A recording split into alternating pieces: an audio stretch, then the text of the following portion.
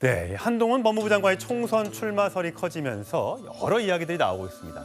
한동훈 도토리의 뜻, 최강욱 전 의원은 본인의 막말 대신 사과를 하지 않고 다시 한동훈 장관의 탄핵을 언급했습니다. 자, 관련 발언 먼저 보고 오시겠습니다.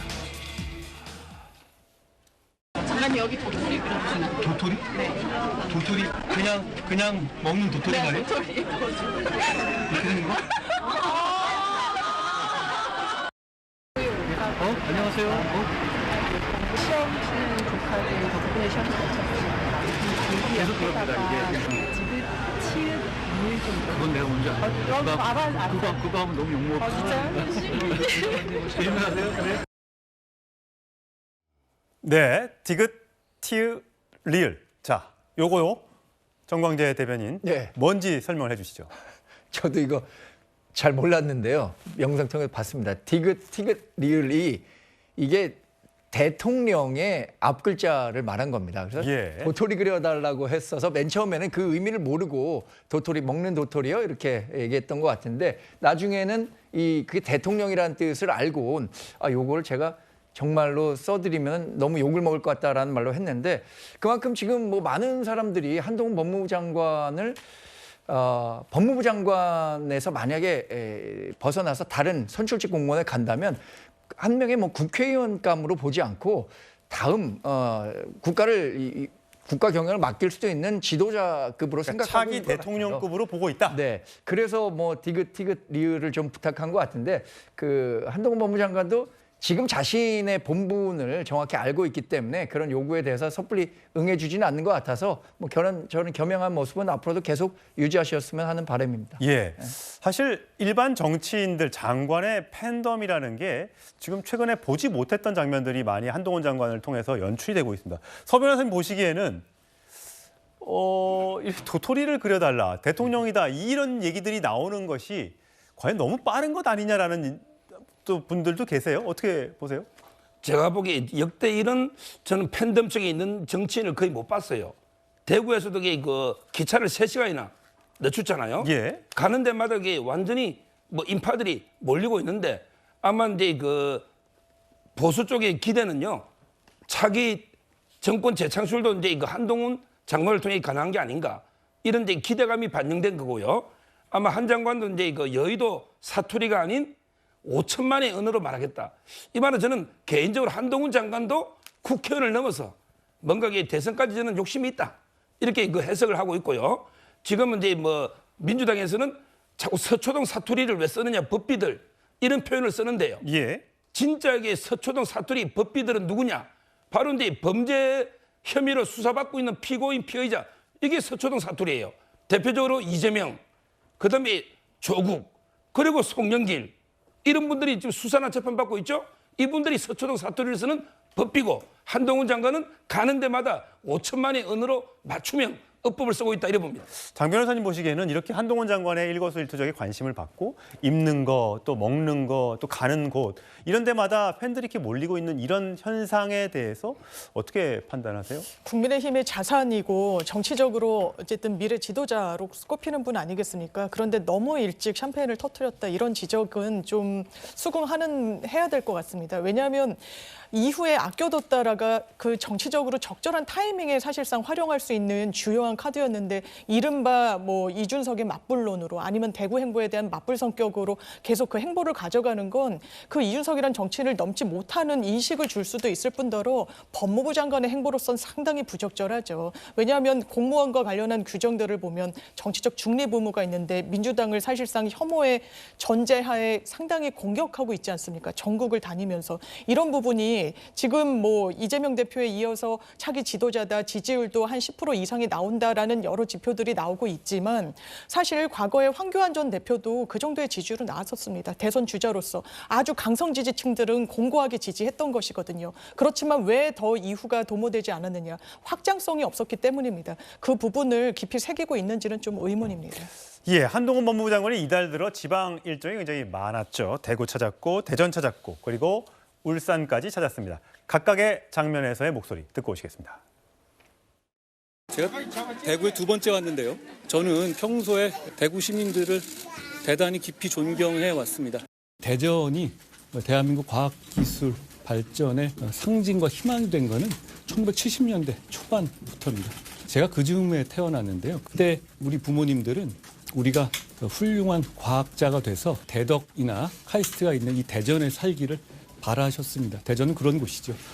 울산의 허허벌판 백사장에 조선소를 밀어붙인 정주영 같은 선각자들의 무모했던 용기, 그 용기를 알아보고 믿고 지원했던 정부의 결단, 울산을 거쳐간 수많은 시민들이 계셨기 때문에 오늘의 우리가 있다고 생각합니다. 자, 뭐 일정들이 복잡합니다. 정광재 대변인은 보면 한동훈 장관은 원고 하나 없이 기자들의 질문에 답을 하고 네. 뭐 기자회견 그만하라고 하면 괜찮다 더 하겠다라고 얘기를 합니다. 저게 뭐 정광재 앵커도 앵커를 해봤으니까 알지만 저게 굉장히 어려운 일이에요. 어려운 일이죠. 그래서 굉장히 한편으로는 부럽습니다. 뭐 한동훈 법무장관이 지금 누리는 인기도 부럽지만 저렇게 정말 아무 원고 없이 일사천리로 모든 대중들에게 설득할 수 있는 메시지를 전달할 수 있다는 게 굉장히 놀랍습니다. 또 이 지역에서 던지는 메시지 하나하나가 그 지역 주민들에게 감동을 줄 수 있다는 점에서 아마 그 지역으로 이동하는 과정에서 내가 내려가서는 어떤 얘기를 좀 하는 게 도움이 되지 않을까라는 생각들을 안 하지는 않을 것 같아요.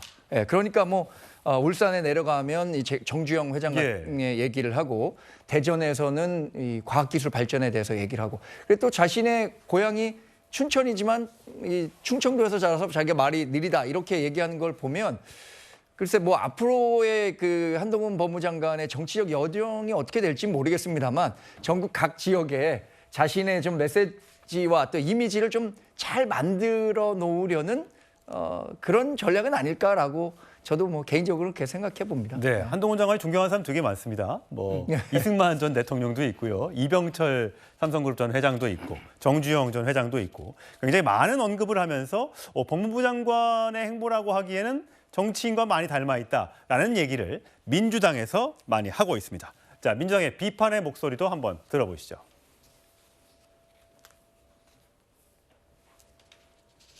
국민 누구나 속셈을 알고 있는 정치 행보를 애써 부인하고 있으니 황당무계합니다. 여의도 사투리 대신 5천만 언어를 쓰겠다고 했는데 법비들이 쓰는 서초동 사투리부터 고치십시오. 윤석열 정부의 황태자로서 왕자병이 참 심하시구나 이런 생각이 들었는데요. 총선 때 한동훈 장관은 총선의 김태우다라고 생각하는데요. 검사 공천의 완성을 보여줄 것이고요. 결국 짝퉁 윤석열 아니겠습니까? 네, 민주당에서는 많은 비판들이 나오고 있습니다. 중도층 보기에도 그냥 법기술자로 보이고 감동이 없다. 마음속의 욕망이 봉인 해제된 듯하다. 검사 정권 5년 연장하는 일 절대 없을 것이다. 임종석 전 비서실장의 얘기였고요.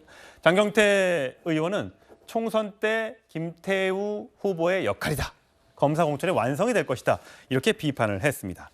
자, 한동훈 장관에 대해서 관심 있는 사람이 한 명 더 있죠. 이준석 전 대표. 최근에 대구 쪽에서의 신당 창당설이 흘러나오고 있었는데 한동훈 장관이 대구를 다녀오면서 그 얘기가 많이 수그러든 그런 모양새인데 자, 한동훈 장관에 대해서 어떻게 얘기하는지 들어보시겠습니다.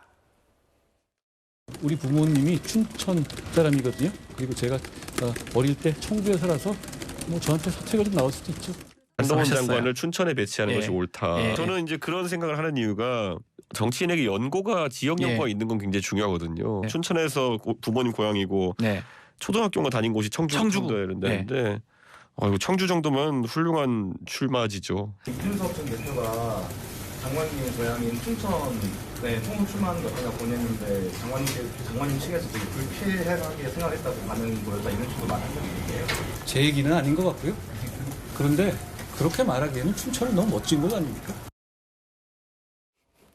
예, 저렇게 받아치는 것도 참 한동훈 장관이 여유가 있어 보입니다. 사실 긴장할 만도 한데 어떠세요? 이게 지금 이제 한동훈 장관이 혹시라도 이제 출마를 하게 되면 그게 뭐 비례대표냐, 강남이냐, 뭐 종로냐 등등 얘기가 나왔는데 춘천, 청주까지 지금 나왔습니다.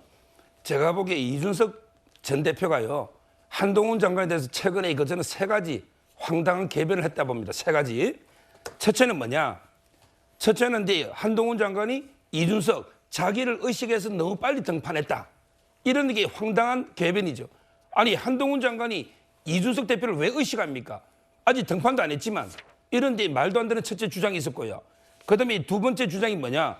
본인은 이제 박근혜 퀴즈고 한동훈 장관은 윤석열 퀴즈인데 본인은 박근혜 대통령을 극복을 했다. 이런 주장을 했어요. 그 박근혜 대통령을 배신한 거지 그게 극복한 겁니까? 그것도 저는 황당하다. 그리고 한동훈 장관은 윤석열 퀴즈가 아닙니다. 대등한 거예요. 따라서 그게 두 번째 궤변이고 마지막 궤변이 바로 이 부분입니다. 저는 이 부분은요. 이준석 대표가 자기 대구 출마를 합리화하기 위한 궤변이라고 봅니다. 이준석 대표가 아버지가 대구예요. 유승민 의원하고 고등학교 경북고등학교 동기입니다. 그 외에 이준석은 대구하고 아무 관계가 없습니다. 근데 본인이 아버지가 대구니까 내가 이게 대구에서 뭐 맹주를 해보겠다 기득권 이 주장인데 그러니까 한동훈 장관도 아버지 고향 춘천에 나가라. 근데 아버지 고향이라서 이게 연고가 있습니까? 저는 말도 안 되는 게 훈수를 두고 있다 이래 보이고요. 한동훈 장관은 가장 정치 1번지 가장 전국적인 바람을 일으킬 수 있는 한마디로 이제 중구와 종로가 합쳐지면 그 지역 이런 데 나와야지. 저는 춘천은 아니다. 아버지 고향이라도 이래 봅니다. 예, 도대체 어디 나올지 아마 많은 분들이 관심일 겁니다. 한 12월에 만약 혹시라도 출마를 하게 된다면 그 지역이 어디가 될지도 많은 시청자분들이 관심을 가지실 것 같습니다. 아까 조금 전에 한동훈 장관 아까 장윤미 변호사가 잠깐 언급을 하셔서 한동훈 장관의 차기 장래 지도자 관련된 그래픽을 좀 보여드리도록 하겠습니다. 한 10%대의 지지율이 나온다라고 말씀하셔서 그걸 좀 보여드려야 될 것 같아요. 자, 이재명 대표는 21%가 나오고요. 그다음에 한동훈 장관 13%, 다른 오세훈, 홍준표, 이준석 전 대표의 순으로 이렇게 차기 지도자 선호도가 나타났는데 3% 이상만 표기를 한 겁니다. 자, 과연 한동훈 장관이 출마를 하게 된다면 이게 여당이나 또 야당에 어떻게 영향을 미칠지 배종찬 소장과 함께 얘기를 좀 나눠볼게요. 자, 여당 선거에 도움이 될 것이다 42, 여당 선거에 도움 안 될 것이다 41. 굉장히 비슷합니다. 이걸 어떻게 해석해야 됩니까? 저건 왜 그러냐? 예. 그만큼 지금 한동훈 장관이 웬만한 정치인 뺨치고 있는 거예요. 그래서 제가 데이터 분석으로 다는컨대는 지금 거론된 지역에서는 다 출마 안 할 거예요. 왜 그러냐면 지금 한동훈 장관은 온갖 데이터를 다 분석을 하고 있을 겁니다. 그리고 한동훈 장관이 이따가 조심해야 되는 것도 제가 말미에 말씀을 드릴게요. 예. 이런 거 이야기해주는 방송은 채널A밖에 없습니다. 네. 근데 무슨 말씀이냐면 뭐가 중요하냐면 이 여당 선거 왜냐하면 어차피 야당은 반대하겠죠. 그러니까 야당에서 이렇게 여러 명이 나서서 견제구를 던지는 건 뭐냐면 의식이 되는 겁니다. 아무것도 아닌 사람이라면 왜 이야기를 하겠습니까? 그러니까 여기에는 이준석 전 대표도 그렇고 견제의 의미, 질투의 의미, 시기의 의미 이게 다 포함이 돼 있는 거예요. 더군다나 이제 도토리 이야기를 하니까 자칫 잘못하면 윤석열 대통령도 약간 언짢을 수가 있어요. 대통령? 그건 나야. 이럴 수 있거든요. 그러니까 이 모든 것에서 복잡한 상황입니다. 뭘 조심해야 되는지 그래서 귀를 쫑긋 세우고 들으세요. 예. 이게 왜 그러냐면 근데 여기서 국민의힘 지지층에서는 무려 74%가 도움이 된다. 예, 화면 띄웠습니다. 그래서 이거는 결정적으로 출마를 할 수밖에 없는 기정사실화 됐죠. 그다음에 더불어민주당에서는 반대가 64니까 화들짝 놀란 겁니다. 한동훈? 심상치가 않은데 춘천까지 가지도 않고 지금 뭐 울산 저쪽 가면서 정주영 이야기에 대대울 전략이죠. 대구, 대전 찍고 울산으로 가서 대대울 전략입니다. 대구에서는 6.25 보수죠.